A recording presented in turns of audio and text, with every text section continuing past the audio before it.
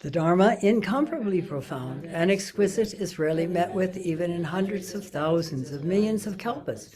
We now can see it, hear it, accept and hold it. May we realize the true mind of the Tathagata. So today's Teisho is going to cover some ground that you've already heard before, but I think it's really important, especially in terms of our Zen practice, because it affects everything, our whole life, really. Even the Buddha talked about conditioning. And that conditioning really results in limitations in our ability to live freely in our life. The experiences we have, starting from even before the being, well, I should say even before birth, because we are aware of our mother's attitudes towards us.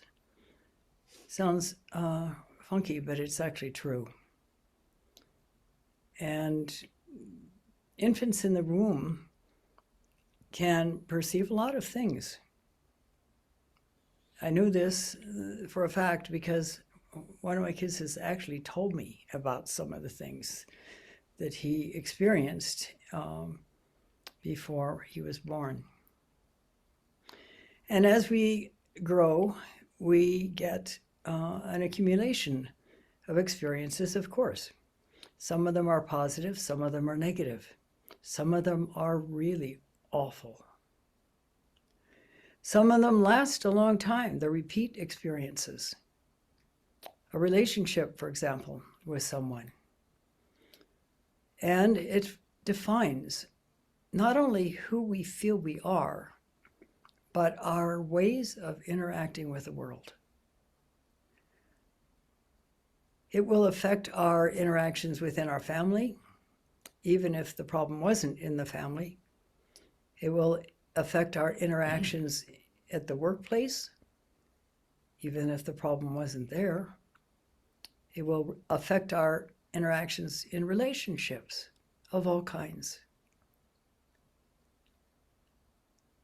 The big challenge, of course, is to do something about that. In many cases, we have a sense of at least some of what's triggering reactions in our lives, but we don't know what to do with them. Harriet Lerner is a clinical psychologist, almost as old as I am, and she's married to another psychologist who's also a videographer and has 2 sons and has written a heck of a lot of books. She did postdoc work at the Menninger Clinic and then was hired by the clinic to be their staff, or one of their staff psychologists. And she is just incredibly perceptive about human relationships. Her first book is called The Dance of Anger. I read it quite a long time ago. And it's right on. She talks about the interrelationship with her younger sister. Was it younger or older? I don't remember. Anyway, with her sister, and how that informed the whole relationship with the family and her relationship in other situations as well. Since then, she's written a whole lot of books, including 2 children's books, by the way. And I'll read a list of them because ordinarily I wouldn't mention too much in the way of books, although periodically there's something that is written that can be very helpful to all of us. But in this case, there are a lot of almost sort of like how-to books. And although many of them have the title about women in the titles, they're equally applicable whether you're male or female or anything else, because they have something to do, a lot to do actually, with the dynamic of relationships. As I said, the dance of anger is the first one, and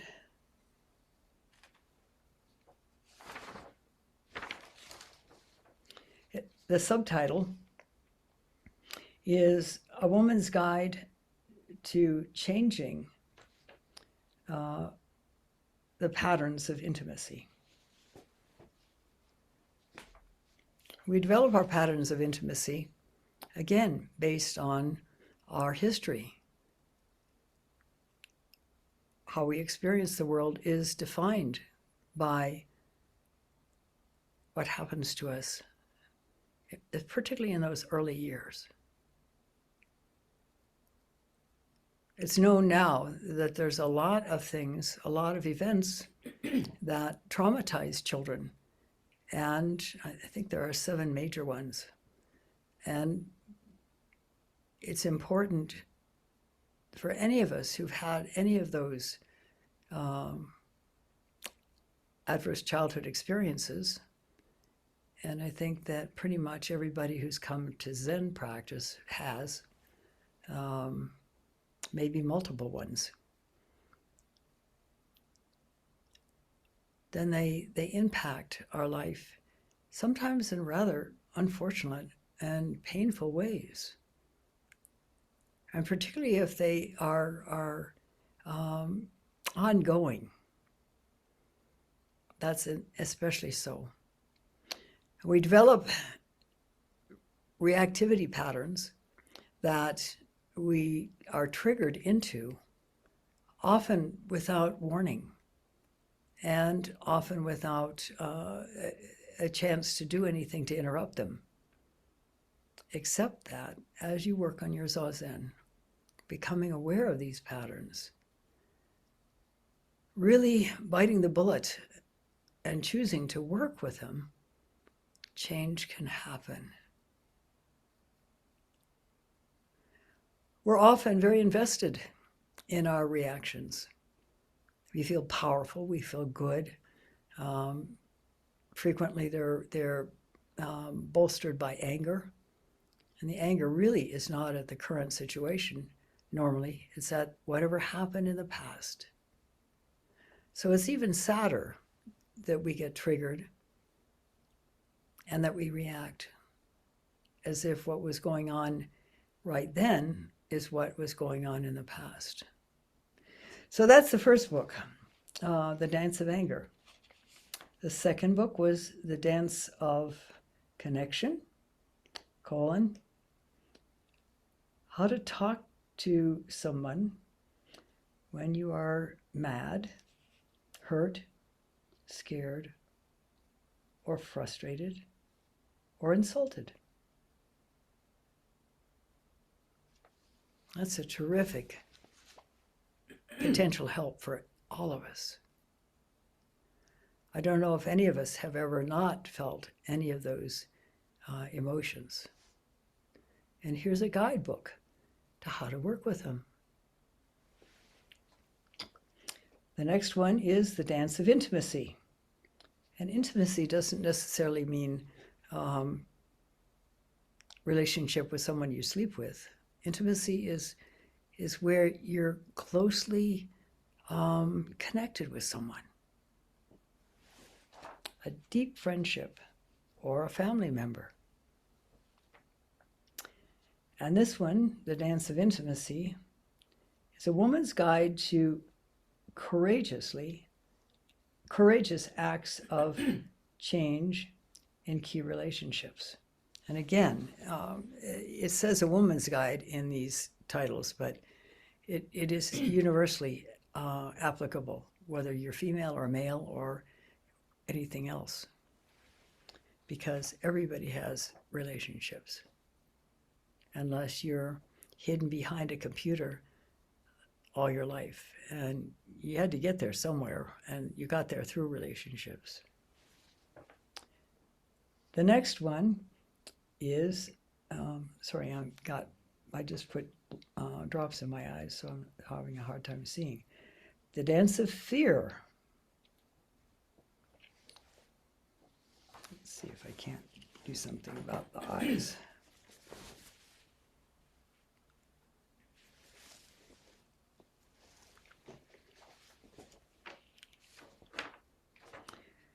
The dance of fear, rising above anxiety, fear, and shame to be your best, bravest self. After that is the dance of deception, because often we feel hurt, deceived in relationships, particularly in close relationships.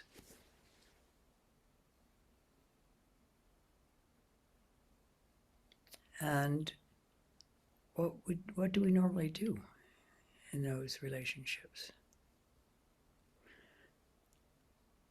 One of my sisters didn't speak to me for 5 years because she felt deceived. And I was unaware of that she felt deceived or aware of why she felt deceived and was puzzled at why she felt deceived over what I finally found out was the issue. Nonetheless, it was a misperception somewhere along the way. And this is what happens with every relationship. We misperceive motives, intentions, and all kinds of things. And we misperceive, particularly when we are caught in getting tangled up in our history.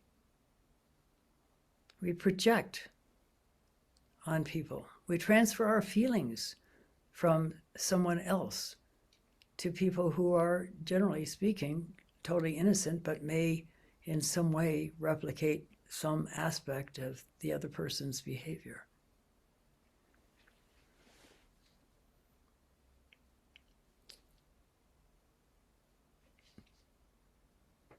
And then there's the mother's dance. How children change your life. And fear and the uninvited guests. And life preservers. Staying afloat in love and life. And this is one thing that was already brought out to a certain degree in the Dance of Anger. Harriet Lerner on Mother and Daughter, Mothers and Daughters, breaking the patterns that keep you stuck. And finally, and this one I don't think is available on Amazon, but it's her latest book, Why Don't You Apologize? That last book, apparently there's a 2-episode, not interview, but podcast with Brene Brown talking about that. And what it has said is that it's the importance of apologizing. Why is it important to apologize?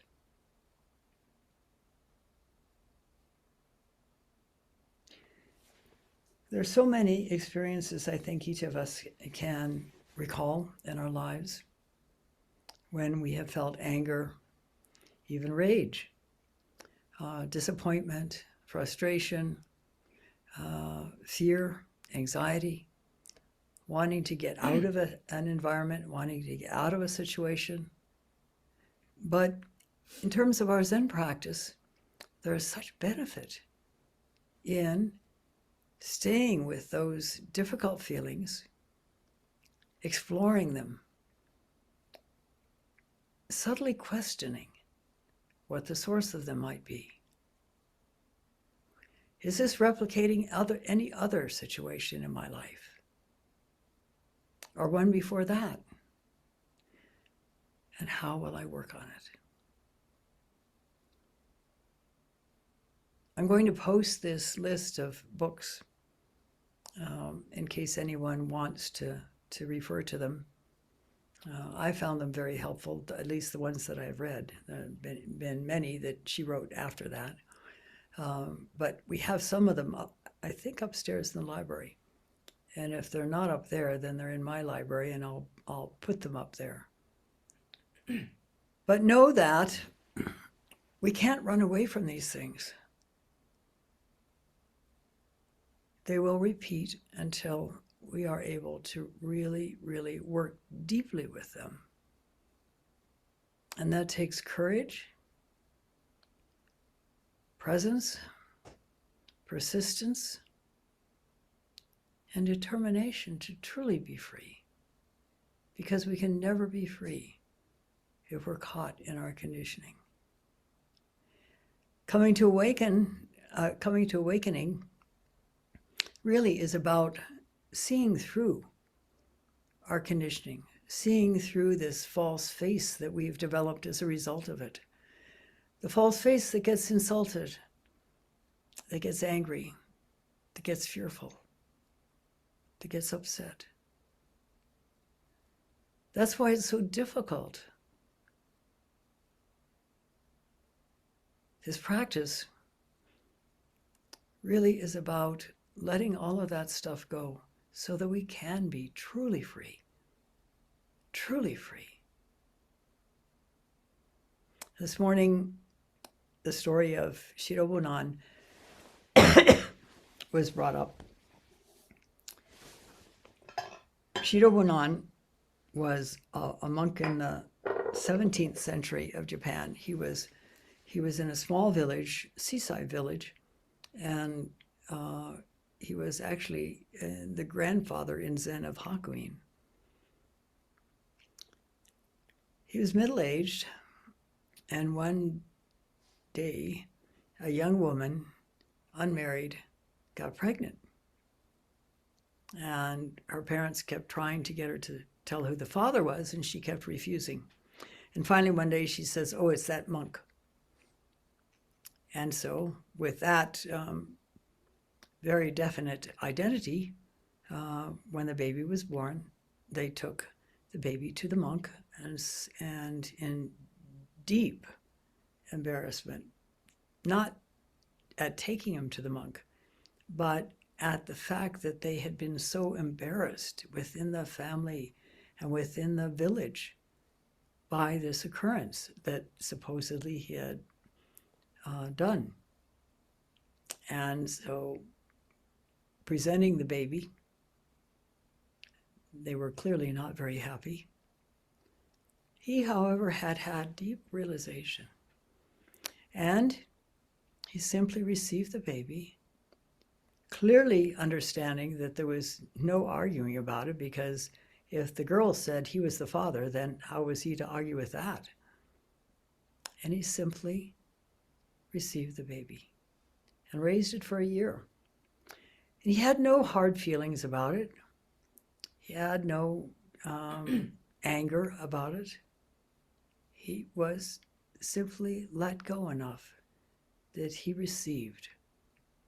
As Mitra-roshi said when he had an awakening experience, his deep awakening experience, well, as a monk, before he ever came to become a teacher, when he realized all he had to do was receive what life brought to him.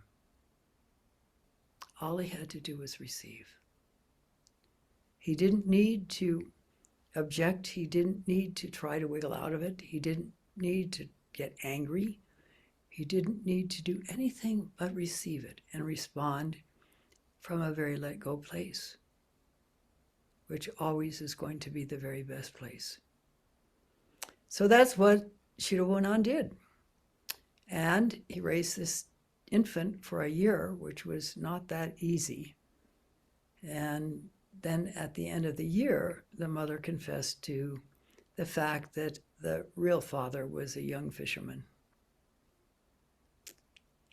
It doesn't say what happened to the fisherman or whether they got married or not, but that's irrelevant in this story. They did come, this time embarrassed again, only even more so.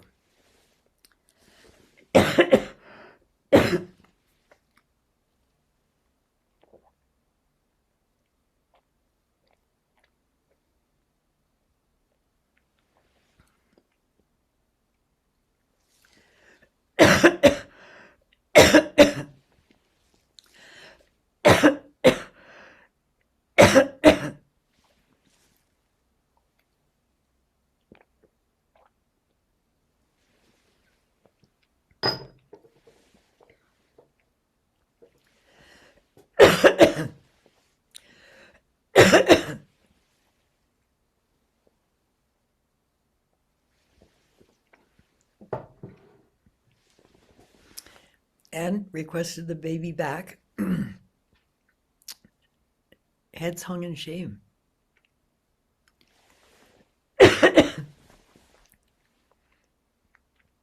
Of course, if Shidon Bunan had not been fully awakened, he would have said, how could you have accused me in the first place?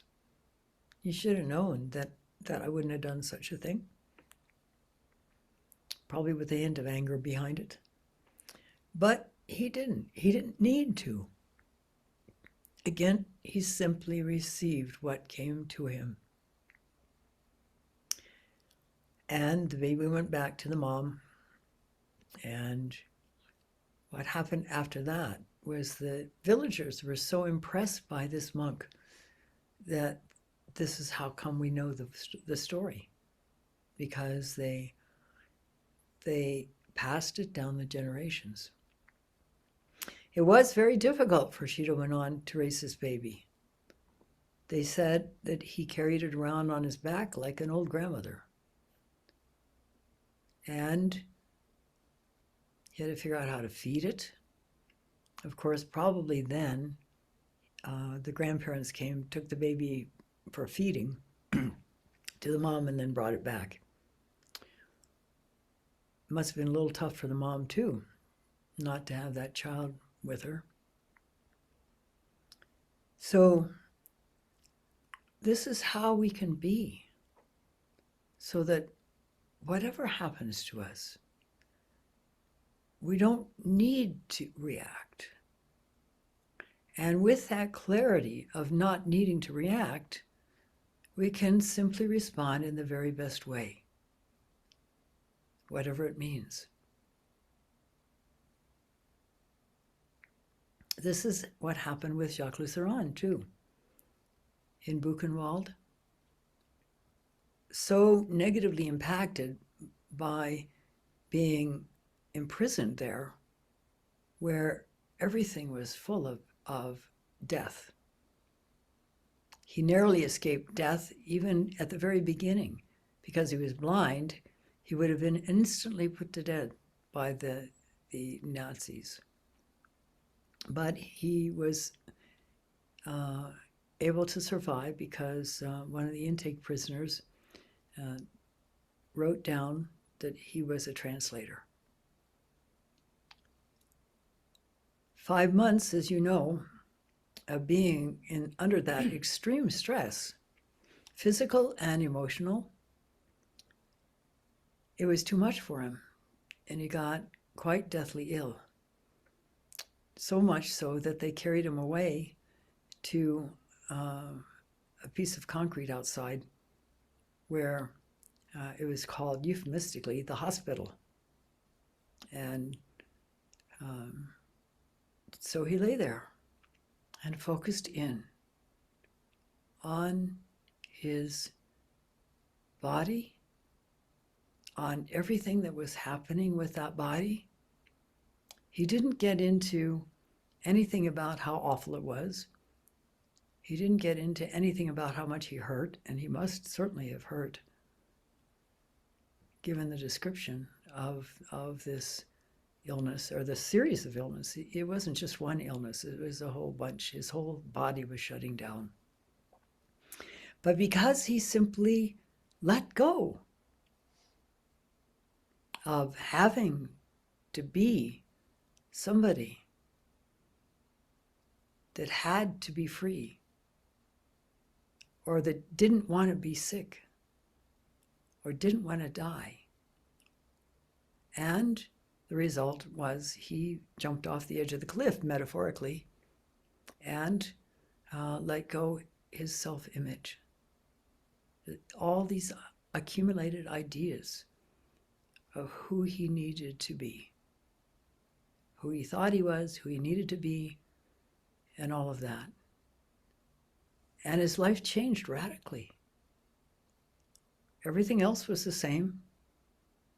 He still was having very little food like all the rest of the prisoners, but now they weren't stealing his bread, the little crusts of bread that they would get, which they used to steal because they were all starving too. And you know some of the rest of the story as well. There's apparently a revised